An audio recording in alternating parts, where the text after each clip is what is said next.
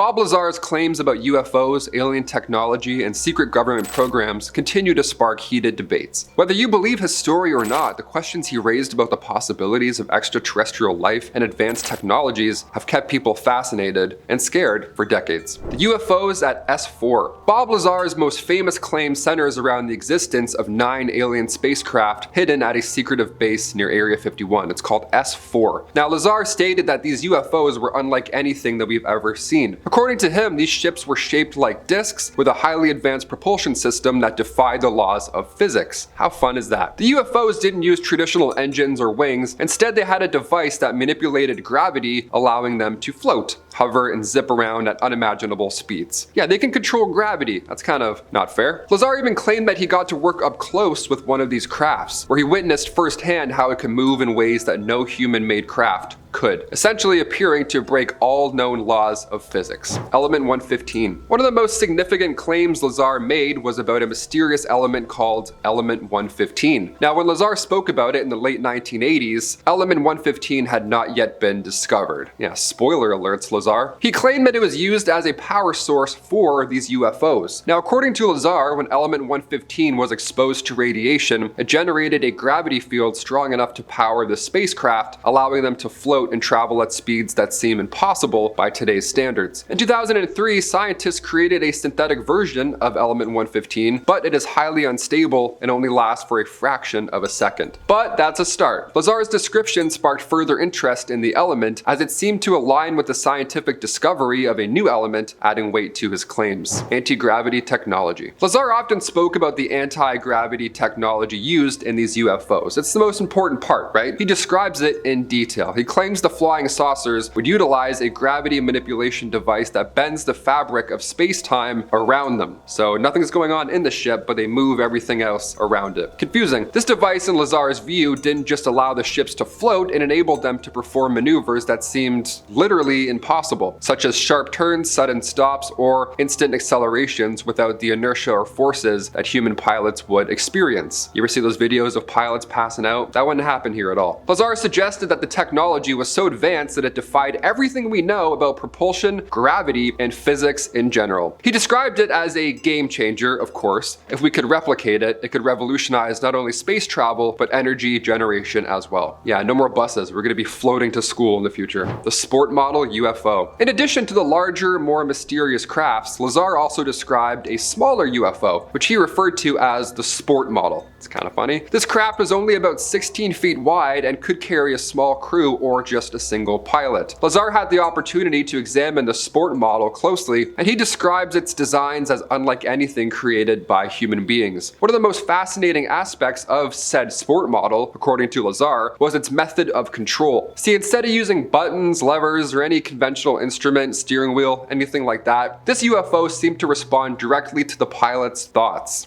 Imagine that. It was as if the ship was alive, anticipating the pilot's actions and moving accordingly. Lazar's descriptions made the ship seem more like a living organism rather than an actual machine, and he believed that it was the next step in extraterrestrial technology. Driving with your mind? That'd be a bad idea. Sometimes when I drive, I'll just kind of blank out and miss the last 5 streets. If that happened in space, you'd be lost forever. Gravity amplifiers. A crucial piece of the UFO's technology that Lazar described was the gravity amplifier. Now, these devices were used to manipulate gravitational fields and enabled the UFOs to achieve this incredible flight ability, right? According to Lazar, the gravity amplifiers worked by amplifying the gravitational field of element 15, which I talked about earlier. This would allow the UFO to manipulate space-time in such a way that they could just float lightly and move in ways that seem impossible for any Earth-made technology. Lazar emphasized that this was the key to understanding the UFO's ability to defy gravity and perform seemingly impossible feats like instant acceleration or sudden changes in direction. Maybe this is exactly what Lazar was talking about. Maybe that's why we can't get one of them on camera.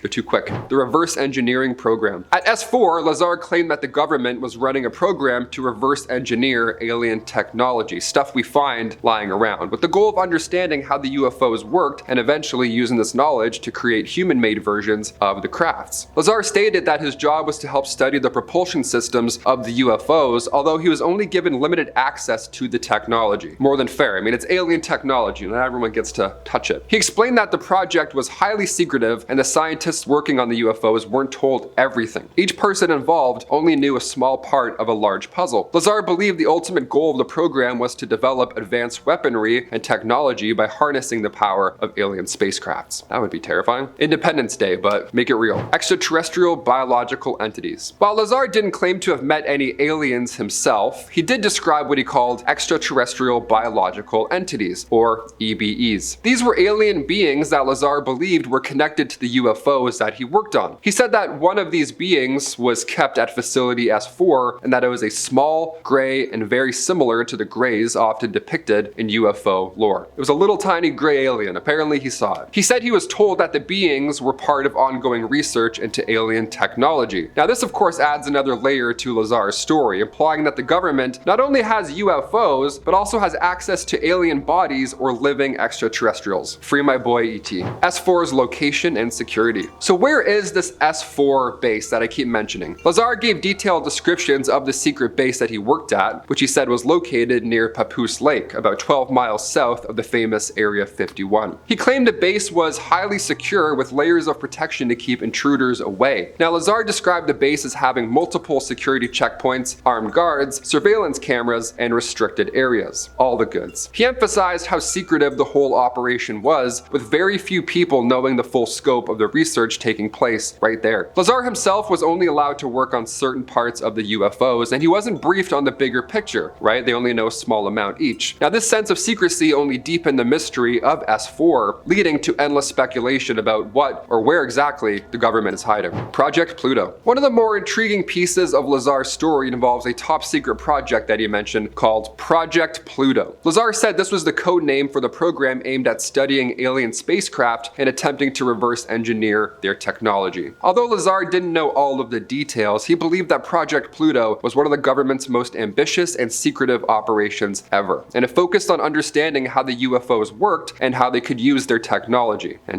make an iPod out of it or something crazy. Lazar's brief exposure to the project gave him insight into how the government was actively trying to decode alien tech, but he had only a small piece of the puzzle, so we gotta wait to find out more. Lazar's Disappearance. After Lazar revealed his UFO-related claims, something strange happened. Many of his personal records seemed to disappear. He claimed to have attended both MIT and Caltech, but when researchers tried to verify this, there were no records of his attendance. Nothing could be found. Likewise, people who knew Lazar before his UFO story didn't seem to remember him now. Some people believe Lazar was intentionally erased from public records to silence him, suggesting that the government took extreme measures to make sure that he stayed quiet and their alien secrets stayed closed off. His sudden disappearance from the public eye only adds to the mystery, and many are wondering still to this day, was he a whistleblower telling the truth, or was his story fabricated for personal gain? What do you think? Comment down below. And we'll see you next time on Sleepless Nights. See you later.